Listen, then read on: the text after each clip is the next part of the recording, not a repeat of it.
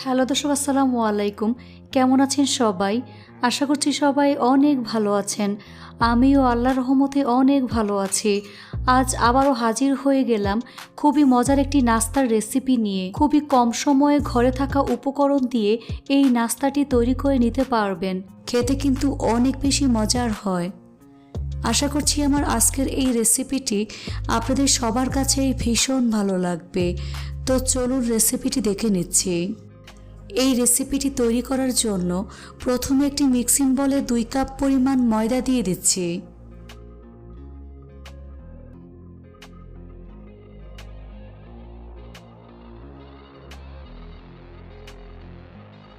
দিয়ে দিচ্ছি স্বাদমতো লবণ।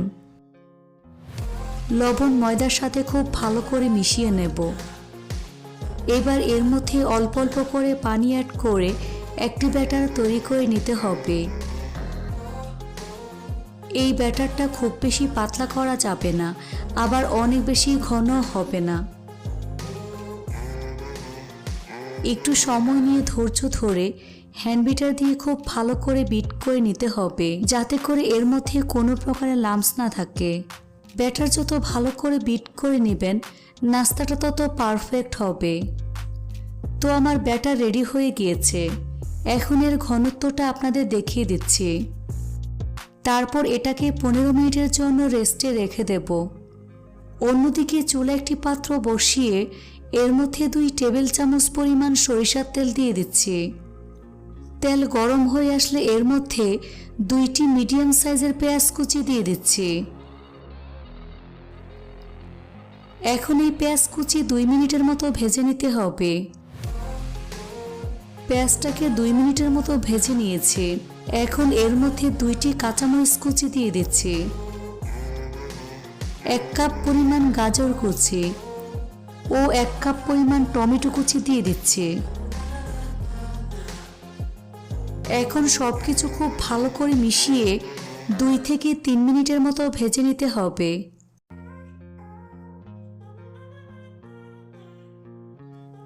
তারপর দিয়ে দিচ্ছি স্বাদমতো লবণ, হাফ চা চামচ পরিমাণ ধনিয়ার গুঁড়া, 1/4 চা চামচ পরিমাণ হলুদের গুঁড়া,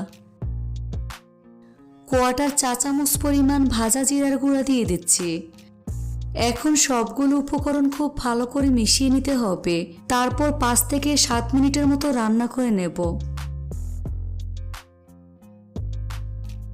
যখন দেখবেন গাজরটা কিছুটা সিদ্ধ হয়ে গিয়েছে আর মাখা হয়ে গিয়েছে, তখন চুলা বন্ধ করে পুরটাকে ভালো করে ঠান্ডা করে নিতে হবে। এবার একটি মিক্সিং বলে 3টি ডিম ভেঙে নিয়ে নিচ্ছি। দিয়ে দিচ্ছি স্বাদমতো লবণ, 2 টেবিল চামচ পরিমাণ পেঁয়াজ কুচি দিয়ে দিচ্ছি। দিয়ে দিচ্ছি 2টি কাঁচামরিচ কুচি। এখন হ্যান্ড বিটার দিয়ে ভালো করে বিট করে নিতে হবে, যাতে করে এর মধ্যে কোনো প্রকারের লাম্পস না থাকে।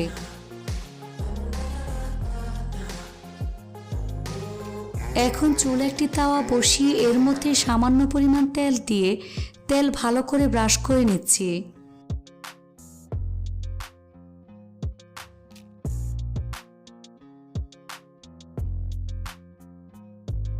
এখন চুলার আঁচ একেবারে লোতে রেখে এরকম একটি গোল চামচ দিয়ে 1 চামচ পরিমাণ ব্যাটার এর মধ্যে দিয়ে দিচ্ছি।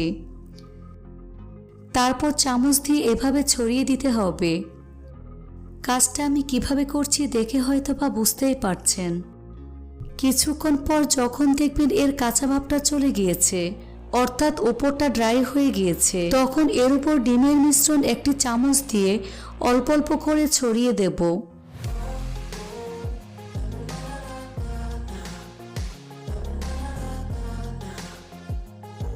তারপর 1 মিনিটের মতো অপেক্ষা করব। 1 মিনিট পর উল্টে দিচ্ছি। এপাশেও আবারও ডিমের মিশ্রণ লাগিয়ে নিচ্ছি।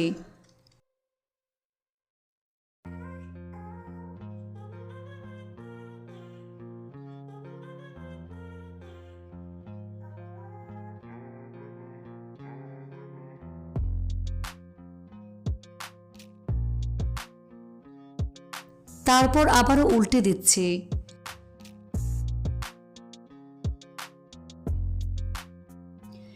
এভাবে 2 থেকে 3 বারের মতো উল্টে পাল্টে ভেজে নিতে হবে। ভাজা হয়ে গিয়েছে। এখন এই নাস্তাটির উপর আগে থেকে তৈরি করে রাখা পুর দিয়ে দিচ্ছি।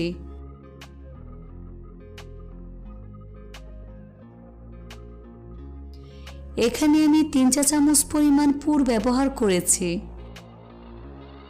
এখন নাস্তাটি 2টি হাতলের সাহায্যে খুবই সাবধানে ফোল্ড করে নেব, অর্থাৎ রোল করে নিতে হবে।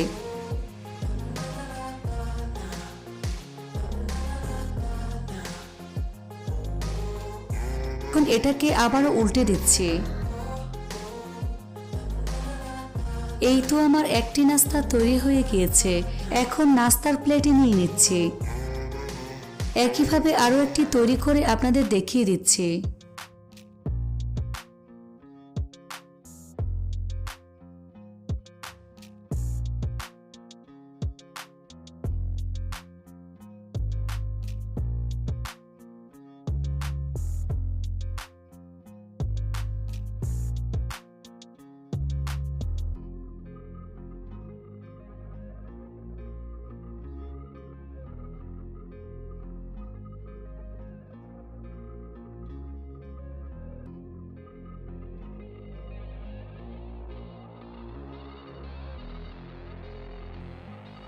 এই নাস্তাটাকেও আমি একইভাবে ভেজে নিয়েছি। এখন নাস্তার প্লেটে নিয়ে নিচ্ছি। এভাবে আমি সবগুলো নাস্তা তৈরি করে নিয়েছি। এখন পরিবেশন করে আপনাদের দেখিয়ে দিচ্ছি। দেখুন নাস্তাগুলো মাশাআল্লাহ কতটা সুন্দর ও কতটা লোভনীয় হয়েছে। বাসায় এভাবে একবার হলেও তৈরি করে দেখবেন। একবার তৈরি করে খেলেই বুঝতে পারবেন এটা ঠিক কতটা মজার। আশা করছি রেসিপিটি বাসার ছোট থেকে বড় সবাই ভীষণ পছন্দ করবে। রেসিপিটি ভালো লাগলে অবশ্যই একটি লাইক দিবেন। চ্যানেলটি সাবস্ক্রাইব করার অনুরোধ রইল। আজ এখানে বিদায় নিচ্ছি। সবাই অনেক বেশি ভালো থাকবেন। আল্লাহ হাফেজ।